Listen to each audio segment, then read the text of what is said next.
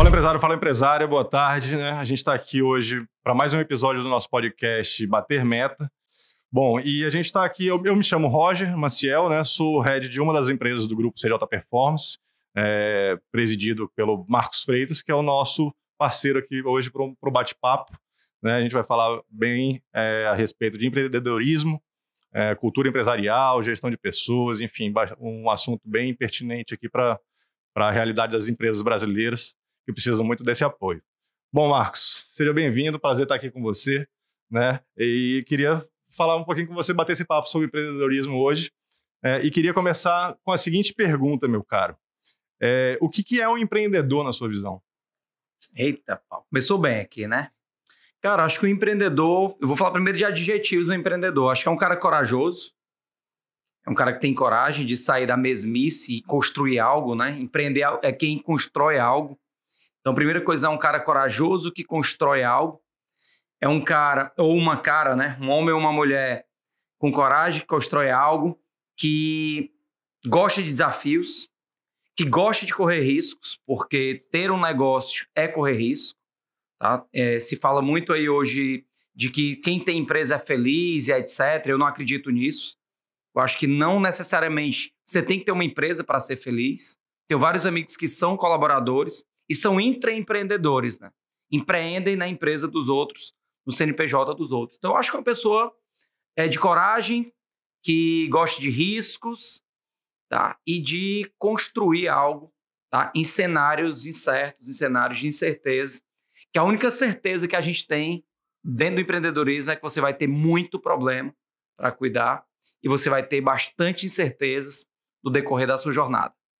Legal, sem dúvida, né? Correr riscos faz parte do sucesso, inclusive, né? Mas eu queria pegar o gancho num negócio que você falou, do intraempreender, né? E pegando um pouco da sua história, né? A gente já se conhece há bastante tempo, então eu sei que você sempre teve essa pegada, né?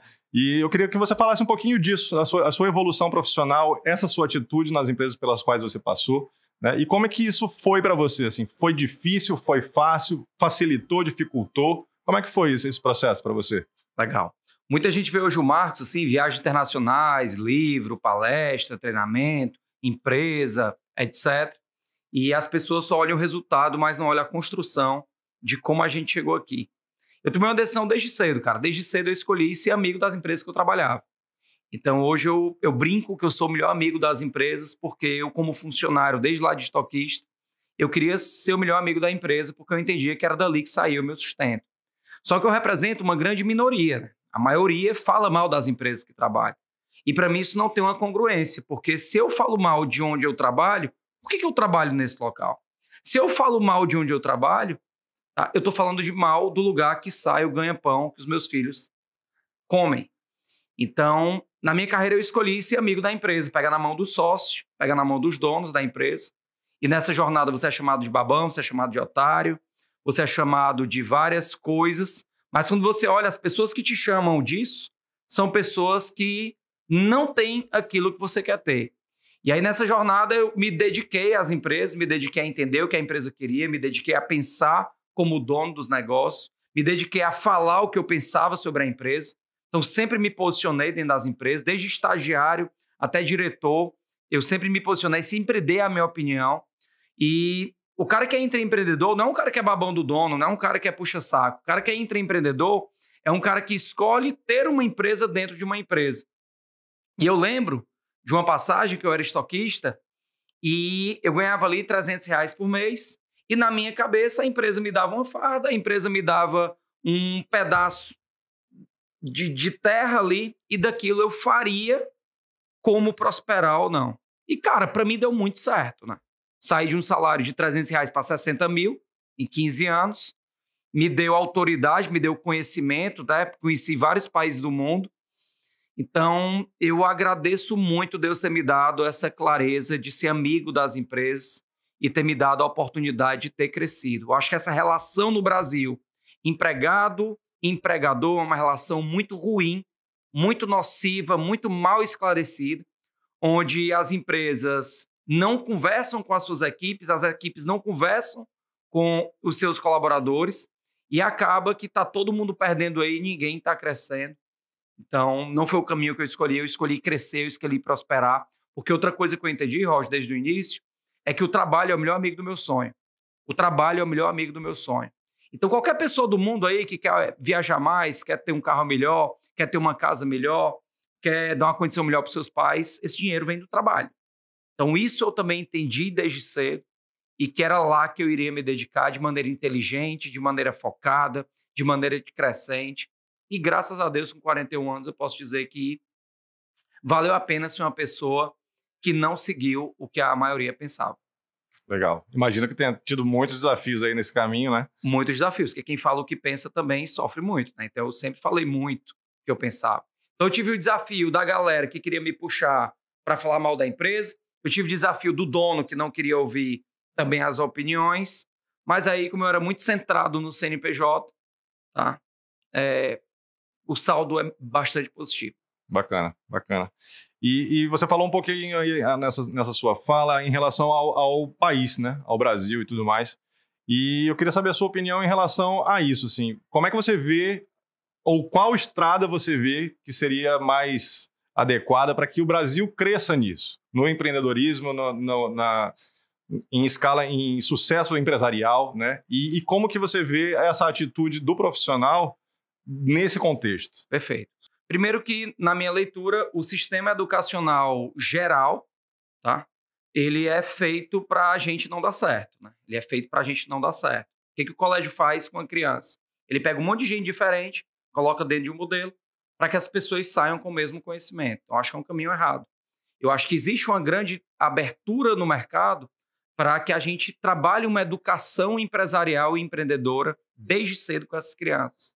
Que desde ali da 5ª, 6ª série, a criança comece a entender sobre finanças. Eu não me lembro de ninguém me ensinar a poupar dinheiro, a investir dinheiro na minha infância. De ninguém me ensinar que um dia eu ia trabalhar numa empresa e eu precisaria me dedicar. A minha geração, nasci em 80, ela foi toda formada em que estude, estude, estude, que você vai dar certo.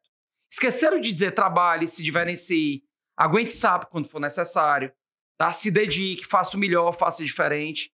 Então, eu acho que o estudo é muito importante, mas é preciso que seja acrescentado mais doses de empreendedorismo para essas crianças, para esses adolescentes que estão no mercado, estudar finanças, estudar marketing pessoal, estudar sobre inovação, estudar sobre abertura de negócios, tá? Para que seja um país mais empreendedor. O Brasil é um país muito bacana no que se refere a espaço físico, né? A gente não tem desastre natural, mas se acertar aqui na educação, vai fazer toda a diferença. Aí um exemplo, né? O Japão foi destruído na guerra, é um país minúsculo e é uma potência mundial.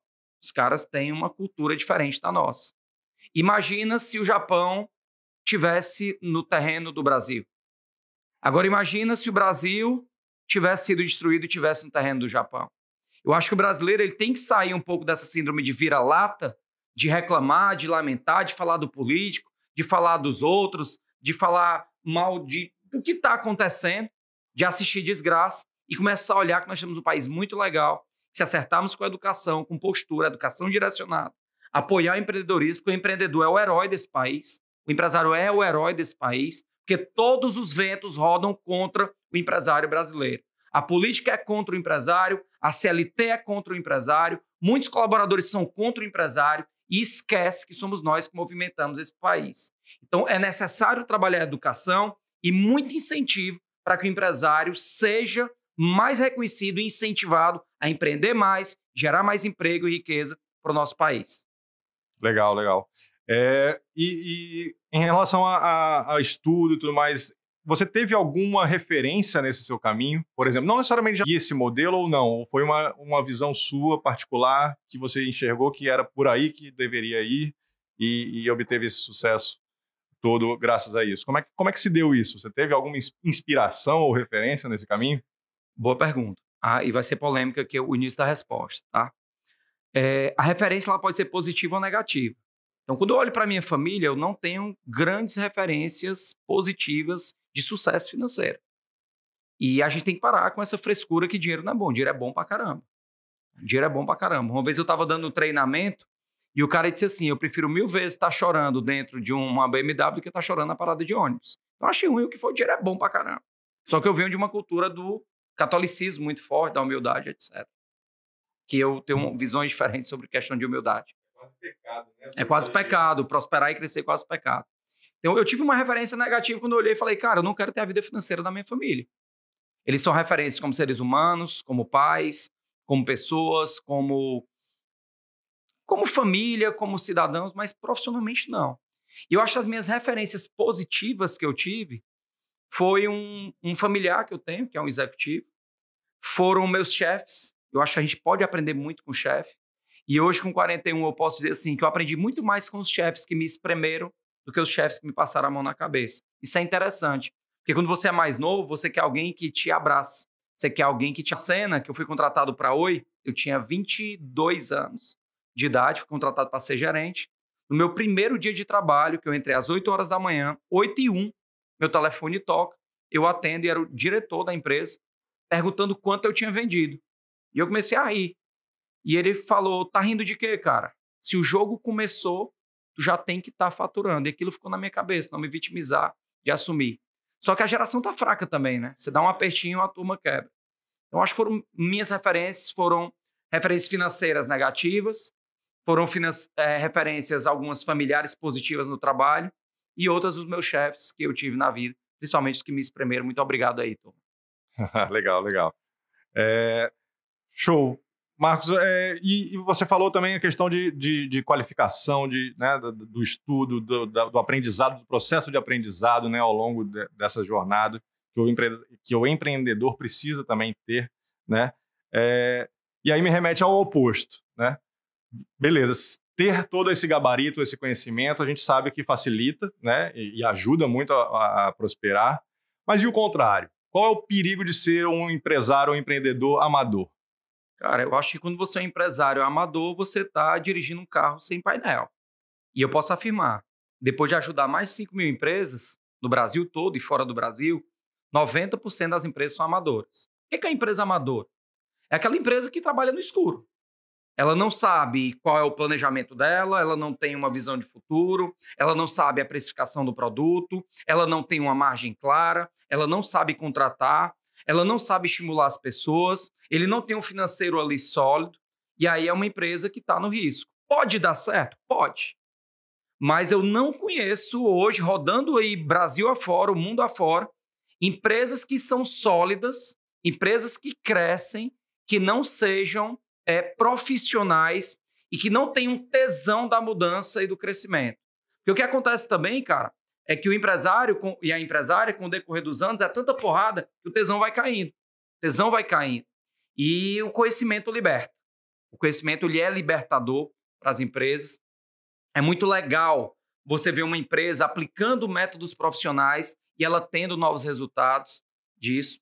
E é por isso que a minoria das empresas tem grande sucesso. E ter sucesso empresarial não é só ter dinheiro, é ter dinheiro com qualidade de vida também. Porque tem empresário e empresária que vendeu a vida mesmo para o trabalho e não tem vida. Então, para mim, isso não caracteriza um empresário e uma empresa de sucesso. E até tem uma diferença aí, a gente poderia discutir um pouco sobre isso, do esforço e do sacrifício, né? Me parece que às vezes é muito mais feito o sacrifício do que o esforço necessário. Ou o esforço é enxergado como um sacrifício, né? E acaba não sendo, né? Uma coisa é diferente da outra. E em relação a esse esforço, né?